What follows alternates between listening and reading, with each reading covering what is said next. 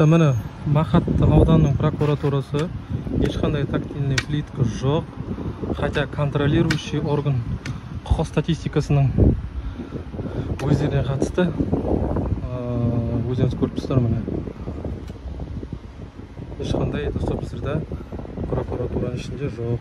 Қазір участковый шақырам, инвалид ретінде арыз жазамыз, тіркейміз и решение шығартып, короче, осылай департамент труда социальной защиты Бауыржан Әділханұлы, сіз жұмыс жасамасаңыз да біз сіздер үшін жұмыс жасайық. Сіздер отырыңыздар, зарплата алып отырыңыздар. Жабық па не? Аманаттық еманат.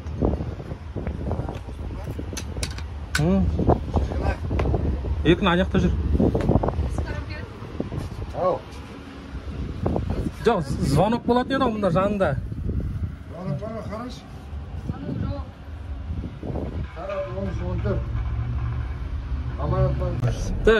Мен қазір дейтін кіммен сөйлестім?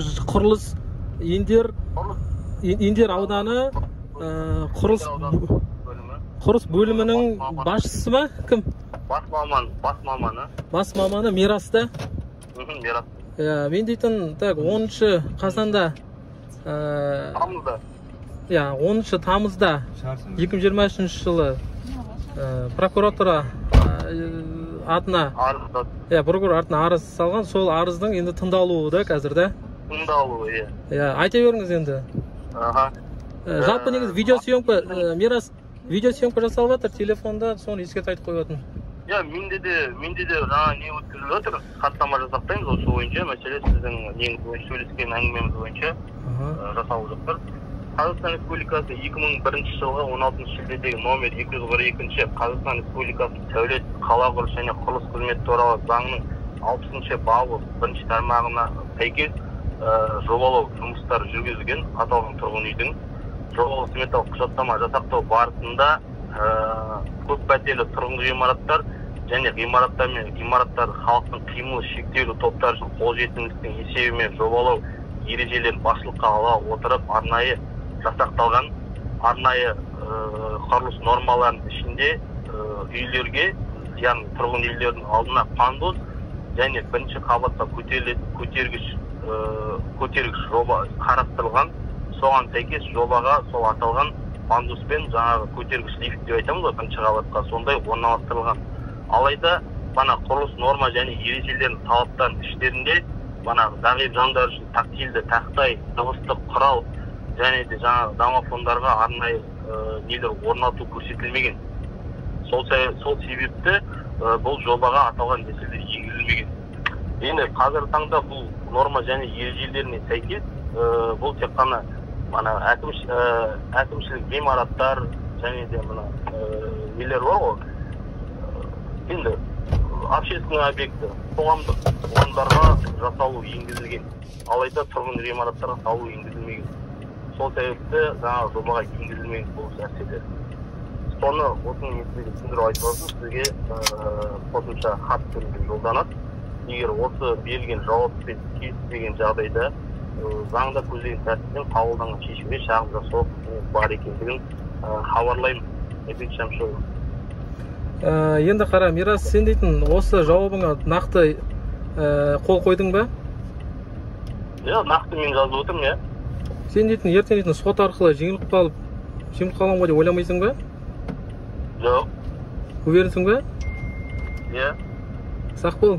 Себебі дейтін мүмкіндігі шектеулі адамдар дейтін сен айтасың, пандустар нелер дейсің. Сен дейтін құрылыс бөлімінің маманы ретінде сен қазіргі таңда дейтін зағип жандардың құқықтарын шектеп тұрсың, білесің, ана жерде дейтін біз подъездің қай жақтан екенін таба алмаймыз.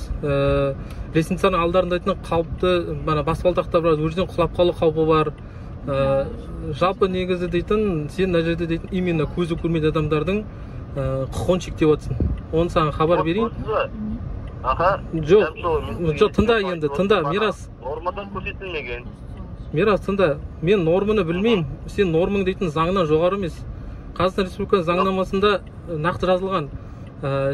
Кез келген ғимараттар, әлеуметтік сала, кез келген ғимараттар мүмкіншілігі шектеулі адамдар толықтай қолжетімді болу керек. мен мысалы қонаққа ретінде қонаққа барғанда мысалы мен дейтін ол подъезд таба алмасам или есіктің алдында емін еркін жүріп тұра алмасам менің мүмкіндігім шектеуліп тұр ана жерде, дұрыс па? Енді дейтін сенің манағы нормаң дейтін мана конституциядан жоғары емес. Конституцияда заңнан жоғары емес, иә. Конституцияда нақты айтылған, егер де Қазақстан Республикасының заңдары халықаралық заңнамаларға қарама-қайшы келетін болса, қолданысқа халықаралық заңнамалар қолданылады деген. Халықаралық заңнама конвенция бізде дейтін 2015 жылы ратификация жасалған. Енді соған сәйкес сіздер іс-әрекет қылу керексіздер. Мүмкіншілігі шектеулі адамдардың мүмкіндігі шектемеу керексіздер, құрылыс маманы ретінде. Қазіргі таңда сіздер дейтін просто отписка жазып тұрсыздар. Енді бұл мәселе тыңда Мирас, бұл мәселе енді маған дейтін жазбаша түрде жібер, мен сендер осы прокурордың тапсырмасы қол қоя ма прокурор осыған, осы арызға? Там әкім, аудан әкімнің орынбасарымен сізге хат жолданады. Жоқ, прокурор неге қоймайды? Ол прокурор дейтін, мен прокурордың атына жаздым ғой. Жоқ, мен прокурордың көшірмесін прокурорға жіберем, сізге хат түрінде барады ол. Сонда мен прокурорды алады хатыңызды. Сонда прокурор алғанда мен прокуратура тағы да арыздануым керек болады да, банағыдай осы қаншалықты заңды деп. Дұрыс па? Иә, шағымданыңыз. Оған қарсы болуым жоқ. Сендер негізі дейтін, мен өте күлкілі нәрсе істеп жатсыңдар. Жақсы, ертең сотта келісеміз, давай. Шағымдана бер, мен сізге не? Осылай, короче, Индер ауданының құрылыс мамандары біздер дейтін, общем, шектеп жатыр. Пандустар болу керек дейді, бірақ манағыдай көз көрмейтін адамдарға ештеңе болмау керек деп тұр ғой, өзінің сөздің қысқасы. Сонда дейтін құрылыс мамандар дейтін коляскада отыратындар алтын соқырлар, короче, адам бес сияқты болып тұр. Олар біз солай түсінеміз.